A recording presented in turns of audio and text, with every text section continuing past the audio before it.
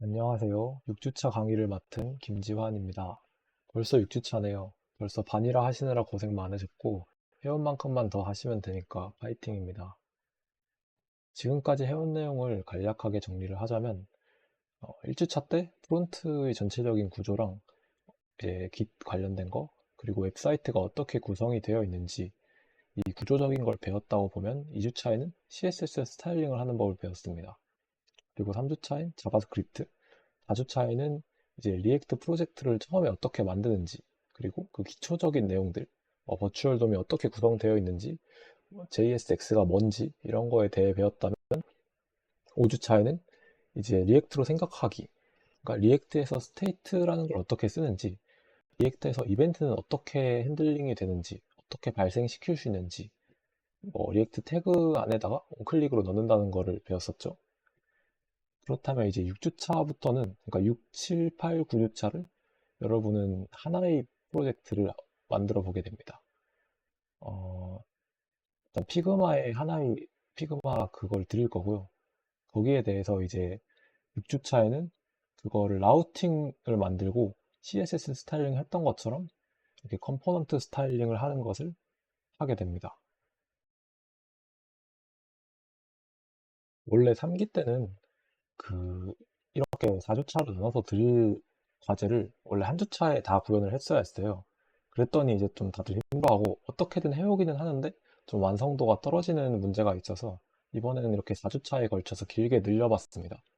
대신에 여러분들은 과정을 좀 꼼꼼하게 그리고 열심히 잘 따라와 주시면 좋겠습니다.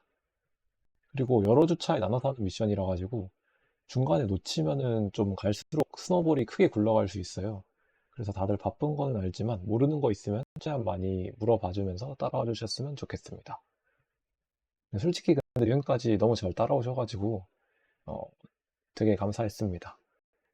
그래서 이번 주차에는 리액트에서 URL에 따라 어떻게 화면을 분리하는지 그런 라우팅 방법을 배우고 컴포넌트를 좀 더 리액트적인 방법으로 어떻게 스타일링 할 수 있는지 그걸 배우게 됩니다. 그리고 7주차에서는 상태 관리에 대해 한 번 더 배우고 좀 더 자세하게 들어가게 됩니다. 그래서 5주차 때 했던 것처럼 하는데 이제 이거 상태를 조금 더 복잡한 웹페이지에서 직접 구현을 해보게 될 겁니다.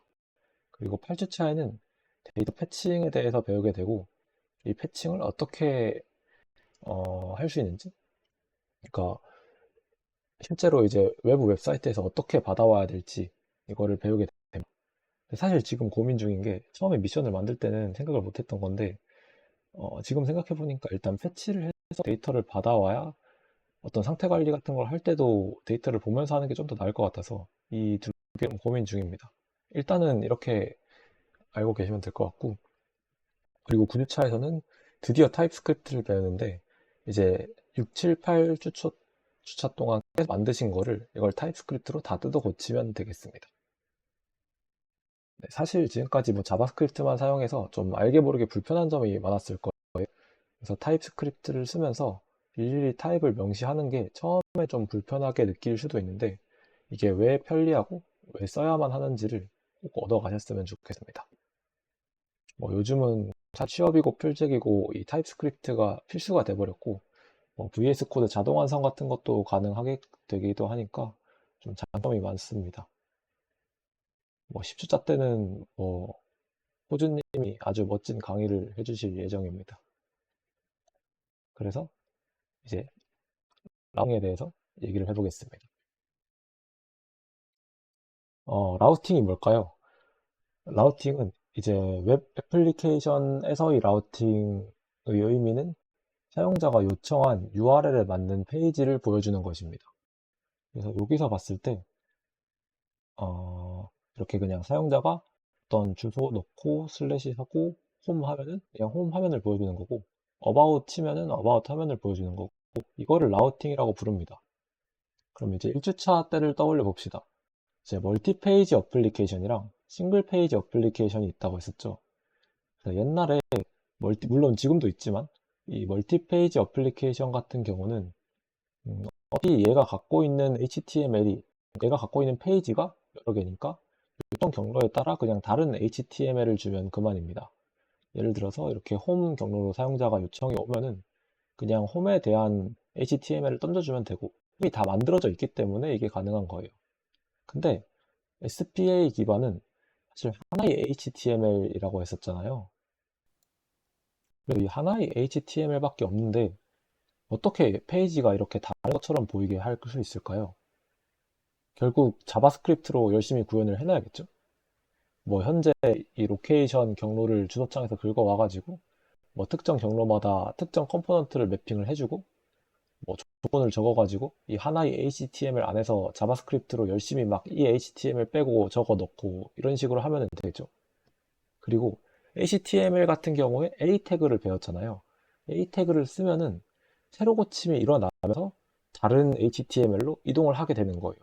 근데 리액트인 경우에 A 태그를 써버리면은, 그러니까 A 태그 안에 자신 사이트의 다른 경로를 넣어버리면은 이걸 다른 HTML로 이동할 수가 없잖아요. HTML은 하나밖에 없는데 뭐 이런 문제도 있고, 그리고 새로 고침을 하게 된다 하면은 새로 고침을 하면은 그 리액트가 갖고 있는 스테이트들이 다시 재렌더링이 되거든요.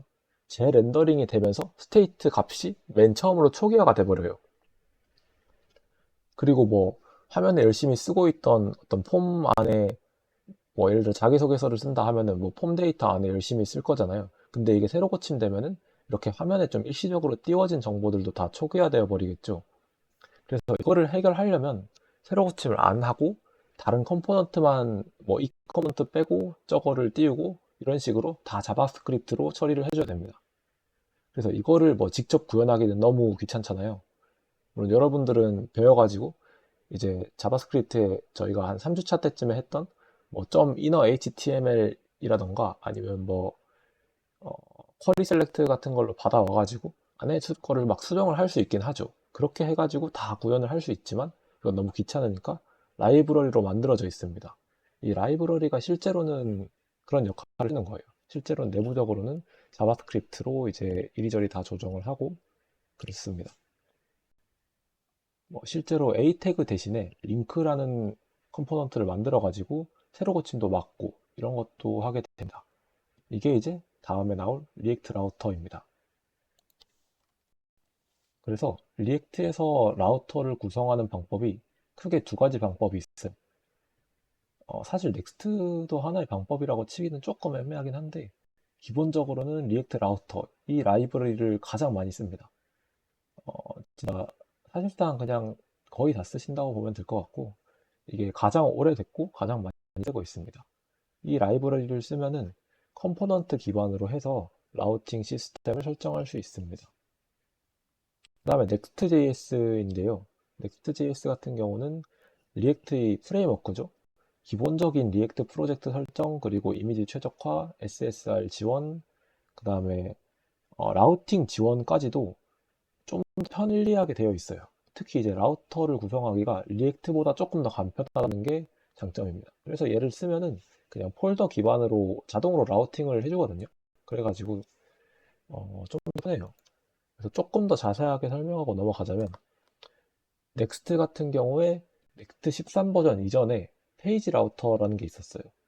여기는 사실 이런 게 있다 정도만 알고 넘어가시면 돼요. 여러분들은 넥스트를 쓰지 않고 이번 미션과 이제 아마 프로젝트를 하면서도 리액트 라우터를 쓸 거기 때문에 이거는 M 라우터랑 페이지 라우터의 용어에 대해서만 알고 넘어가면 될 것 같습니다. 그래서 페이지 라우터는 뭐냐 하면은 단순히 그냥 페이지 폴더 안에 index.js가 있으면은 페이지 폴더가 가장 기본이 되는 거라 사용자가 이렇게 그냥 슬래시 하나만 있는 홈 라우터를 입력했을 때 여기에 있는 컴포넌트들이 보여지게 되고 이렇게 안에 폴더를 만들면은 이 폴더 명이 바로 라우터 명이 되는 거예요. 따로 지정해 주지 않아도. 그리고 about.js 식으로 이렇게 파일을 만들게 되면은 이 파일도 마찬가지로 그냥 라우터의 명이 됩니다. 근데 m라우터가 새로 만들어졌어요. m라우터도 사실 비슷해요. 그냥 이름만 앱으로 바뀌고 그냥 그러니까 외형적으로만 보자면 이름만 앱으로 바뀌고 대신 안에는 index.js 대신 page.js를 쓰라고 되어 있어요. 그리고 이렇게 라우터 안에 그러니까 이렇게 파라미터가 여러 개 있는 것도 이 경로가 여러 개 있는 것도 이렇게 그냥 폴더 안에 폴더로 조금 더 직관적이라고 볼 수 있겠죠. 근데 사실 앱라우터로 바뀐 가장 큰 이유는 이제 여기서는 음, 만약에 페이지에 띄워지는 뭐 위에 헤더 부분이랑 아래 하단 바 부분이 있을 수 있잖아요. 그런 게 공통 부분이 다 있을 수 있는데 그런 거를 다 일일이 따로 렌더링을 했으면은 앱라우터에서는 레이아웃 같은 거를 미리 설정을 해서 공통 부분을 따로 빼놓을 수 있겠네. 그래서 중복되는 부분의 재렌더링 같은 걸 막기 위해서 앱라우터가 등장했다고 보면 될 것 같습니다. 자세히 얘기하면 너무 길어지니까 이런 것도 있다 정도만 알고 가고 궁금하신 분들은 추가로 찾아보시거나 뭐 질문 올려주시면 좋을 것 같아요. 다음은 라우터에 대해서 간략히 설명을 했으니까 이제 라우터의 이 경로 구조가 어떻게 되는지랑 동적 라우팅을 어떻게 하는지 이거를 알고 가셔야 되거든요. 동적 라우팅을 하는 방법은 이제 패스 파라미터를 주는 방법이랑 쿼리 스트링 이 두 가지 방법이 있다고 생각하시면 될 것 같아요. 일단 라우터의 구조가 그냥 단순히 사용자가 경로를 입력한다고 했잖아요. 이렇게 앞에 도메인이 주소가 있고 그다음에 슬래시 하고 뒤에부터 입력하는 거를 이걸 그냥 라우터라고 부릅니다. 근데 여기서 라우팅을 해줄 때 그러니까 경로를 이렇게 막 바꿔줄 때 여기 부분을 패스라고 부르거든요. 근데 이 패스 파라미터요. 요 하나하나가 이 패스 파라미터를 유동적으로 줄 수 있어요. 원래라면은 이 패스 파라미터를 그냥 뭐 라이브러리 고정으로 줘야 되는데 이렇게 뭐 프로필하고 슬래시하고 퀴잇이 들어갈 수 있기도 하고 그냥 뭐 숫자가 들어갈 수 있기도 하고 이런 식으로 유동적으로 주는데 이 정보를 어떤 하나의 컴포넌트에서 받아가지고 요 안에서 동적으로 처리를 해줄 수가 있거든요. 그거는 좀 이따가 실습 영상을 보시면은 실습을 하면은 조금 더 이해가 잘 될 거예요. 패스 파라미터는 이런 식으로 되어 있는 거고 쿼리 스트링 같은 경우는 이 패스가 끝난 다음에 물음표가 있는 경우가 있고 없는 경우가 있거든요. 근데 있는 경우에 물음표부터가 쿼리 스트링의 시작입니다. 쿼리 스트링은 물음표하고 키값, 밸류값, 는으로 연결이 돼 있어요. 여러 개의 키값, 밸류값을 주려면은 이 AND 기호를 써가지고 이렇게 연결을 하게 됩니다. 쿼리 스트링을 URL 파라미터라고 부르기도 해서 이 패스 파라미터랑 좀 헷갈리니까 주의를 해주시면 좋을 것 같고요. 패스 파라미터는 그래서 주로 뭐 이런 ID 값이나 아니면 뭐 이름 값 같은 거를 사용해서 특정 데이터를 조회할 때 사용하고 쿼리 스트링 같은 경우는 키워드 검색, 뭐 워드에서 뭐 리액트라는 워드만 있는 거 검색하거나 아니면 뭐 페이지 레이션 이렇게 해서 1페이지, 2페이지, 3페이지 특히 게시판 같은 데서 많이 사용이 되죠. 그리고 뭐 정렬 방식 같은 거, 뭐 오름차순, 내림차순 이런 것도 뒤에 추가할 수가 있겠죠. 그런 옵션을 전달할 때 주로 사용을 많이 해요. 그리고 쿼리 스트링에 이제 해시 값 같은 거를 넣어 놓으면은 그러니까 겹치지 않는 특정 링크를 생성할 수가 있거든요. 그렇게 해가지고 사용자별로 따로 공유를 할 때 되게 쓰기 좋아요. 뭐 QR코드를 사용자마다 생성을 해가지고 공유를 한다거나 아니면은 뭐 나만의 MBTI 검사 결과 같은 거를 공유를 할 때 뭐 땡땡땡님의 MBTI 검사 결과는 뭐입니다. 이런 식으로 나오는 거를 이제 자기 이름이랑 그런 거를 넣어서 할 때 여기에 값 같은 걸 생성하거나 아니면 뭐 이름값, 뭐 MBTI 결과값 이렇게 넣어가지고 복사를 해가지고 전달을 하면은 어느 누가 링크를 클릭해도 똑같은 주소값이니까 똑같은 결과 창이 보일 거란 말이죠. 이런 식으로 쓸 수 있습니다. 그리고 한 가지 중요한 요소가 이게 페이지 간에 정보를 전달하는 매개체로도 사용을 가능해요. 이 두 방식이. 이게 리액트에서 스테이트가 컴포넌트 안에 지역 변수잖아요, 사실. 그러니까 컴포넌트 안에서 리액트를 선언을 하는 거니까 지역 변수라고. 이게 해당 페이지 내에서만 유효하고 다른 컴포넌트로 넘어가려면은 당연히 새로 선언을 하거나 아니면 뭐 프롭으로 넘겨주거나 해야 되겠죠. 그래가지고 이 페이지 안에서만 유효하고 특히 새로 고침되면은 이 스테이트를 포함해서 JSX가 전부 다 재렌더링 된단 말이에요. 그래가지고 초기화가 돼요. 그것 때문에 리액트에서는 항상 페이지 간에 데이터를 넘기는 방법을 어떻게 구현할지가 정말 고민이 많이 돼요. 그래서 리액트에서 이렇게 페이지 간에 데이터를 전달할 수 있는 방법이 크게 네 가지가 있는데 첫 번째로 이제 아까 설명드렸던 패스 파라미터랑 쿼리 스트링을 이용하는 방법이 있고 얘네는 스테이트를 쓰는 게 아니어가지고 새로 고침을 할 수 있어요. 페이지가 새로 고침돼도 정보가 유지가 돼요. 요 URL은 항상 유지가 되는 거니까. 그리고 다른 방법으로는 로컬 스토리지랑 세션 스토리지에 저장하는 방법이 있어요. 이거 같은 경우는 이제 애초에 브라우저의 데이터에다 넣어놓는 거라 새로 고침을 하건 말건 혹은 그냥 페이지가 이동하건 말건 이것도 상관이 없어요. 그리고 유즈 내비게이트랑 유즈 로케이션 이거는 리액트 라우터 라이브러리에서 제공을 해주는 거고 리액트 라우터 라이브러리에서 제공을 해주는 거고 유즈 내비게이션을 통해서 유즈 내비게이션의 스테이트에 원하는 정보들을 담아놓고 받는 페이지에서 유즈 로케이션으로 받을 수 있어요.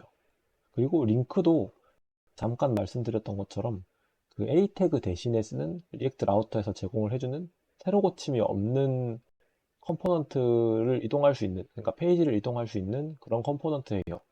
여기도 스테이트를 담을 수 있는데 여기에 담아서 정보를 전달할 수도 있습니다. 다른 페이지로 갈 때. 근데 이거는 문제가 스테이트로 전달하는 거기 때문에 새로 고침하게 되면은 스테이트가 초기화돼서 새로 고침이 만약에 일어나는 페이지다 하면은 이 방법은 쓸 수가 없어요. 그리고 이게 아니라면은 저녁 상태로 관리하기입니다. 저녁 상태로는 이런 여러 가지들이 있죠. 그리고 여기서도 이제 새로 고침을 했을 때, 그러니까 얘네도 사실은 스테이트여가지고 새로 고침하면은 초기화가 다 되는데 이 저녁 변수 라이브러리들에서는 뭔가 새로 고침을 해도 좀 유지가 되는 그런 메서드들을 제공을 합니다. 그래서 그런 메서드가 직접 써주는 경우에는 새로 고침까지도 할 수 있다라고 보시면 될 것 같습니다. 그래서 사실 패스 파라미터랑 쿼리 스트링에 넣는 게 좀 더 간단해서 이 방법을 좀 많이 쓰는 것 같고요. 그리고 저녁 상태로 관리하는 거는 이것도 사실 코드적으로 보면 되게 간단하긴 한데 예기치 못한 좀 그런 일들이 많이 일어날 수 있어요. 그래가지고 이 네 가지 방법이 있다는 걸 알아두시고 적당히 상황에 맞게 골라가지고 잘 쓰시면 될 것 같습니다.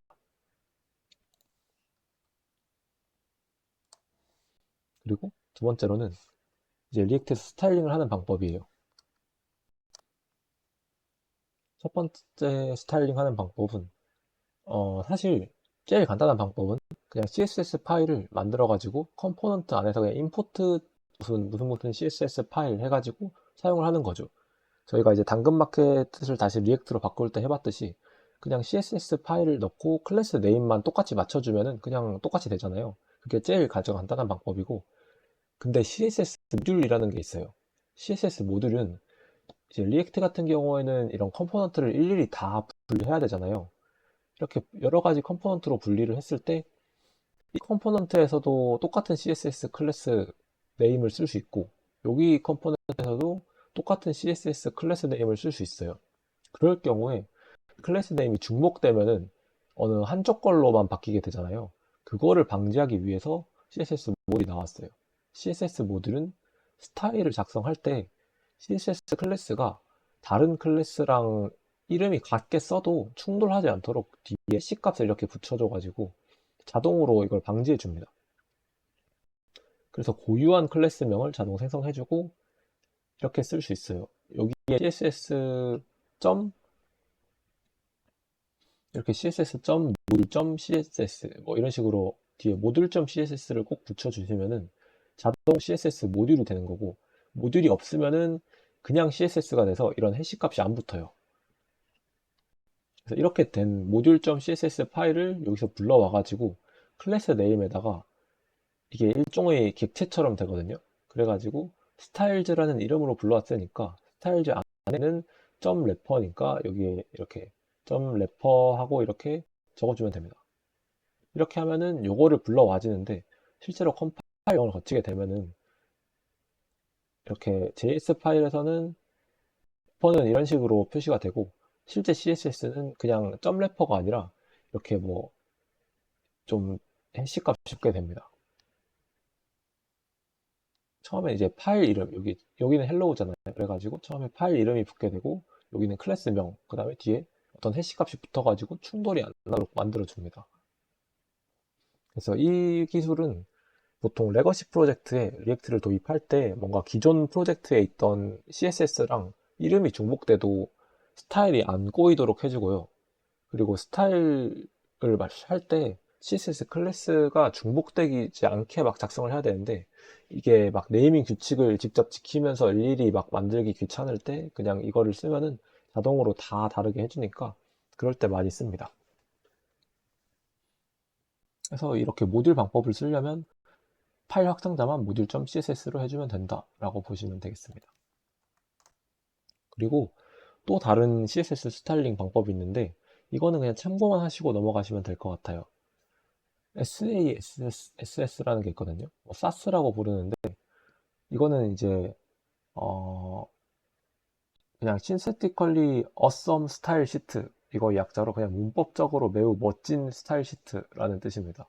그러니까 실제로 일반 CSS보다 훨씬 편한 문법으로 작성할 수 있고, 또 스타일 코드 재활용성을 높여준다고 해서 이것도 실제로 회사에서도 많이 쓰이는 문법이라고 해요. 보통 회사에서는 이제 그냥 CSS를 쓰진 않고 보통은 SAS를 도입해가지고 쓰는 경우가 많더라고요. 그래가지고 SAS를 사용할 때도 파일 뒤에 이제 SCSS 요 확장자를 사용해 주면은 CSS 모듈을 사용할 수 있다 해요. 이거는 추가적으로 검색해 보시면 될 것 같고, 그리고 테일윈드라는 것도 있어요.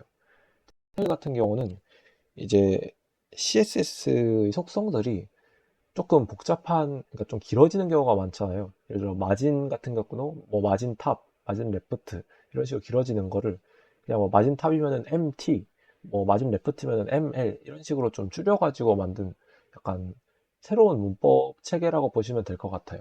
이것도 좀 간략화된 것 때문에 사람들이 많이 쓰는 경향이 있어서 이렇게 두 개의 새로운 스타일링 방법이 있다, 뭐 이런 것도 알고만 넘어가시면 될 것 같습니다. 그래서 CSS 방법이 좋은 게 뭐냐 하면, 그러니까 이거를 CSS를 계속 쓰는 이유가 결국은 속도가 빠르다라는 거거든요. 그리고 CSS 문법이니까 뭐 옛날에 리액트가 아니었던 거를 뭐 리액트로 바꾼다 이럴 때도 호환성이 되게 좋고, 마크업을 따로 떼가지고 개발할 수 있으니까 이제 마크업 개발자가 따로 계신 그런 회사 같은 경우에도 어떤 디자인 같은 거를 마크업으로, 그러니까 CSS나 HTML로 먼저 착착착 만들어 놓고 그걸 리액트에 다시 적용을 시킬 때도 호환성이 되게 좋다라는 장점이 있습니다. 그러면 이 방법이 아니라 이제 다음 방법은 CSS in JS라고 부르는 걸로 컴포넌트 스타일링의 또 다른 패러다임이에요. 그러니까 자바스크립트 파일 안에서 그냥 스타일을 다 한꺼번에 해버려라는 거고, 따로 CSS를 선언할 필요가 없게끔 되어 있어요. 대표적으로는 스타일드 컴포넌트랑 이모션 라이브러리가 있는데요. 스타일드 컴포넌트도 간략히 보면 이렇게 쓰면 돼요. 근데 스타일드 컴포넌트도 이름이 컴포넌트죠. 그래가지고 스타일드 컴포넌트에서도 프롭스를 전달할 수 있어요. 그러면은 이렇게 스타일 안에서 이렇게 전달된 프롭을 쓸 수 있습니다. 여기 어떻게 전달하냐면, 이게 코드를 먼저 설명을 드리면은 폼이라는 컴포넌트가 있고, 여기에다가 지금 헤더 컴포넌트를 어디서 불러와 가지고 넣었고, 이 styled h1이라는 컴포넌트를 불러와 가지고 넣었잖아요. 근데 styled h1이라는 거는 styled 컴포넌트 문법으로 선언한 구조입니다. styled 문법을 어떻게 선언하냐면 그냥 단순히 styled 이렇게 붙이고 점하고 원하는 태그 이름을 적어줘요. 원하는 태그 이름을 적고 템플릿 리터럴 이 백틱을 두 개를 적어주시고, 백틱 안에다가 그냥 원하는 속성을 똑같이 문법을 똑같이 그냥 쭉 넣으면 돼요. 그 문법을 똑같이 쭉 넣어가지고 이렇게 컴포넌트화 해주면은 어디선가 컴포넌트로 불러와가지고 쓸 수 있는 거예요. 그러면은 이거는 기본적인 h1 태그랑 똑같은 모양에다가 안에 이런 백그라운드 컬러가 이렇게 되어 있습니다. 근데 얘도 이제 컴포넌트니까 여기다가 이 프롭스를 넣는 거예요. 프롭스 이름은 원하는 거를 마음대로 지을 수 있어요. 근데 이제 사용자가 정한 프롭스 같은 경우는 원래 얘가 갖고 있는 프롭스랑 그 다르게 하기 위해서 앞에 이 달러 표시를 붙여야 된다고 합니다. 이걸 안 붙여주면은 오류가 나진 않는데 콘솔에서 경고가 띄워져요. 그래가지고 붙이면 경고가 안 뜹니다. 사용자가 만든 거는 요거를 붙여주면 좋고, 이거는 여기 이제 스카이블루라는 문자를 그냥 넣어주는 거죠, 프롭스로. 그러면은 이 프롭스를 여기서 봐가지고 지금 콜백 함수를 요 안에 넣었잖아요. 이게 템플릿 리터럴 문법이어가지고 요 안에 표현식을 넣을 수 있어요. 그래서 백그라운드 컬러는 만약 프롭스가 존재하면은 프롭스 파라미터를 받아가지고 프롭스 안에 있는 이 백그라운드 컬러의 값을 가져와서 얘가 리턴을 하게 되잖아요. 그러면은 결국 얘가 존재하니까 스카이블루가 리턴이 돼가지고 요 전체는 스카이블루라는 문자열이 되는 거죠. 그러면 결국 백그라운드 컬러는 스카이블루가 되는 거예요. 이런 식으로 전달된 프롭스 값에 따라서 조건부 스타일링이 가능합니다. 뭐 여기다가 3학년 사자 같은 걸 써가지고 뭐 프롭스가 존재하면은 뭐 스카이블루를 넣고 존재 안 하는 경우에 뭔가 다른 값을 넣어줄 수도 있겠죠. 그런 식으로 조건부 스타일링이 가능하다는 게 장점입니다. 프롭으로 받을 수 있으니까. 그리고 그래서 이 원리가 조금 뭐냐 하면은 이건 조금 심한 내용이어가지고 태그드 템플릿 스타일 아니, 태그드 템플릿 리터럴에 대한 내용이고 이거를 완벽히 이해하지 않아도 앞으로 스타일드 컴포넌트를 사용하는 데는 전혀 지장이 가지 않으니까 그냥 가볍게 보고 넘어가 주시면 될 것 같습니다. 이미 템플릿 리터럴에 대해서는 알고 계실 거예요. 아까 설명드렸듯이 이렇게 백틱 두 개로 감싸면은 이 안에서 표현식을 그러니까 변수명이나 함수 같은 그런 표현식을 가져다 쓸 수 있어요. 문자열과 한꺼번에 한 줄에 쓸 수 있다는 게 장점이죠. 이게 일반적인 템플릿 리터럴이에요. 이 변수에다가 문자열이 저장되어 있고 이 문자열을 그냥 이 변수지만 가져다 쓸 수 있으니까 이렇게 문자열이 바뀌어가지고 이런 식으로 나오면 돼요. 근데 문제는 템플릿 리터럴에 객체를 넣는 경우거든요. 이 자바스크립트에서 객체는 흔히 이제 여러분들이 듣는 제이슨이라는 거 있죠. 제이슨이 자바스크립트 오브젝트 그렇죠. 자바스크립트 오브젝트 노테이션이에요. 이게 자바스크립트의 객체 표기 방법인데 그게 그냥 단순히 중괄호로 감싸고 키값 그리고 밸류 값 이렇게 있는 거를 제이슨 방식이라고 해요. 그래서 이게 객체가 되는 거거든요. 그리고 자바스크립트에서는 특이하게 함수도 객체예요. 함수가 일격체라고 불리는 그냥 함수 자체가 객체라고 보시면 되고 그래서 결국은 얘도 객체고 얘도 객체여가지고 지금 여기 템플릿 리터럴 방식에다 넣으면은 얘도 객체고 객체여가지고 그냥 객체는 또 프린트가 안 되거든요. 그러니까 객체는 콘솔 로그에 찍으면 항상 이렇게 찍혀요. 근데 함수 같은 경우는 객체긴 하지만 이런 식으로 함수 전체가 프린트가 되긴 해서 이렇게 콘솔 로그 찍으면은 이런 오브젝트가 뜨고 이런 식으로 떠가지고 이거를 이제 이렇게 뜨면은 사실 우리가 원하던 거는 아니잖아요. 우리가 원하는 거는 그러니까 이 스타일 컴포넌트에서 원하는 거는 조금 더 세부 정보, 그러니까 오브젝트 안에 뭐가 있는지 이런 거까지도 원했던 건데 그래서 그거를 보기 위해서 있는 문법이 이 태그드 템플릿 튜토리얼입니다.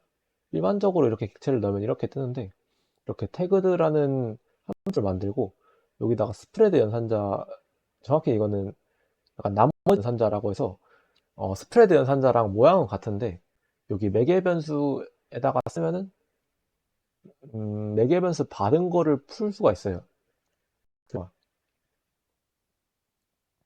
지금 이건 함수잖아요. 함수 뒤에 템플릿 리터럴 방식처럼 이렇게 쓰고 요걸 넣으면은 지금 요게 객체니까 요게 이 알규먼트에 자동으로 풀어져 가지고 들어가요. 그래가지고 이 객체에 약간 껍데기가 벗겨져 가지고 들어간다고 보시면 되고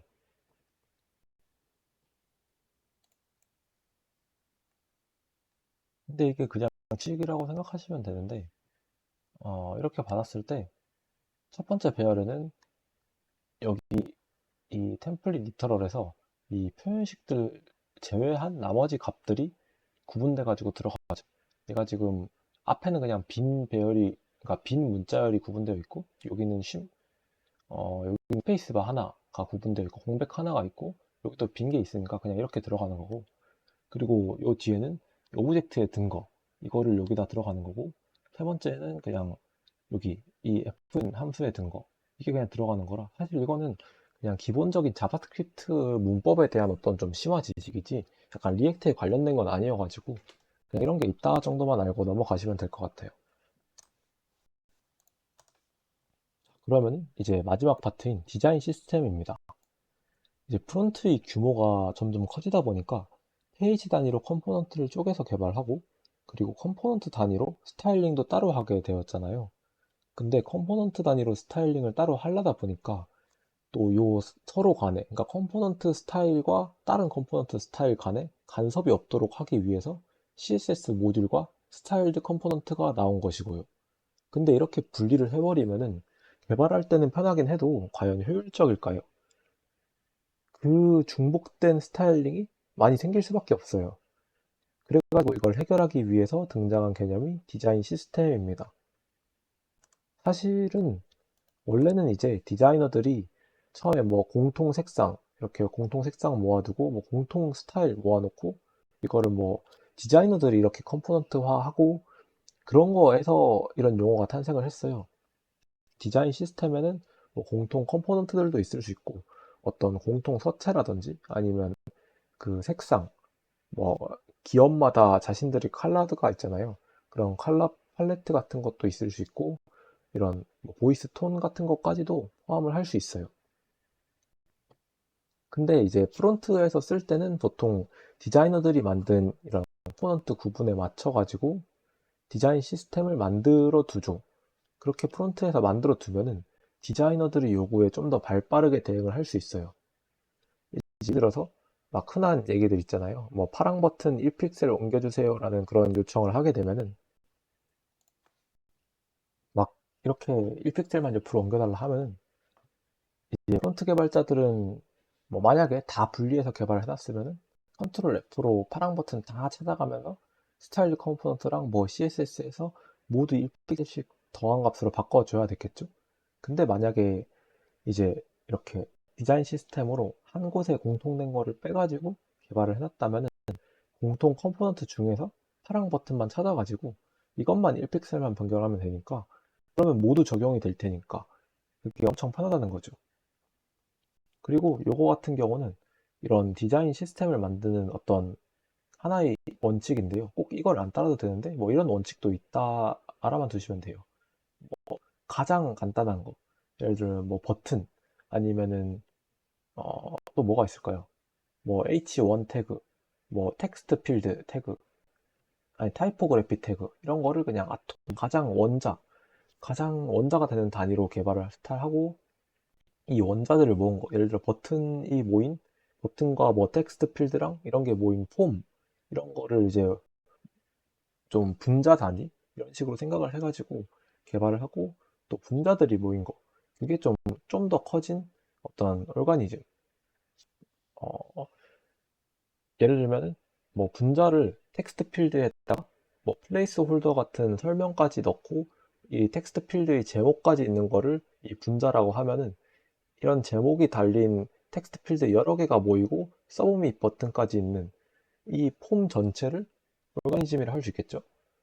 그리고 뭔가 이런 오르가니즘 같은 거를 이제 복사를 할 수 있도록 어떻게 잘 포장을 해놓은 게 이제 컴포넌트, 템플릿 컴포넌트 되는 거고 이것들을 또 열심히 가져다가 쓴 게 페이지가 되는 거니까 이런 식으로도 할 수 있어요. 그냥 예시로 가져온 거고 이런 식으로 컴포넌트를 잘 공통된 거를 분리할 수 있다라는 게 핵심입니다. 그래서 많은 기업들이 디자인 시스템을 미리 만들어 놓고 관리하는 팀이 따로 있어요. 그리고 화면을 구현할 때는 마치 레고 조립을 하듯이 이미 만들어진 디자인 시스템에서 블럭을 가져다가 쓰는 형태로 개발을 주로 합니다. 이제 제가 알기로는 채널톡이 오픈소스로 이렇게 제공을 하고 있어요. 자신들의 디자인 시스템을 그냥 오픈소스로 제공을 하고 있고 꼭 이런 채널톡처럼 기업 단위에서 제공을 하는 게 아니어도 이제 이런 MUI나 안트 디자인 같이 좀 대규모로 제공을 하는 것도 있거든요. 이런 것도 이제 MUI에서 다 제공을 해주면 저희는 이제 라이브러리만 가져다가 설치를 하고 뭐 npm 해가지고 MUI 관련 라이브러리 설치하고 여기서만 가져다 쓰면 되는 거죠. 여기서도 버튼 같은 걸 제공을 해주니까 그 버튼 컴포넌트만 가져올 수 있는 거죠. 혹은 여기 MUI 버튼을 상속받아가지고 뭐 색상이나 폰트나 모양 같은 걸 변경해가지고 자신 프로젝트에 맞게 쓰면 되죠. 뭐 부트스트랩도 유명하고요. 그래서 이제 여러분들이 앞으로 프로젝트를 진행할 때에도 유지보수가 편하려면 막 엄청 거대한 디자인 시스템까지는 아니어도 공통 부분은 최소한 분리를 해서 개발을 하는 게 아주 좋습니다. 그래서 처음 디자인을 받았을 때부터 이제 디자이너분들이 디자인한 거를 프론트에서 먼저 받아가지고 개발을 시작할 거잖아요. 그때부터 공통되는 작은 단위를 뭐 꼭 디자이너분들이 분리를 해놓으셨다면 좋지만 분리를 안 해놨더라도 여러분들이 눈으로 보고 어느 정도 판단을 하는 게 되게 좋습니다. 그렇게 해서 작은 단위를 분리해서 컴포넌트로 설계를 하고 이거부터 만드는 연습을 하는 게 도움이 되게 많이 될 거라 생각을 해요. 그래서 미션에서도 컴포넌트 분리하는 거를 미션 과제로 넣었거든요.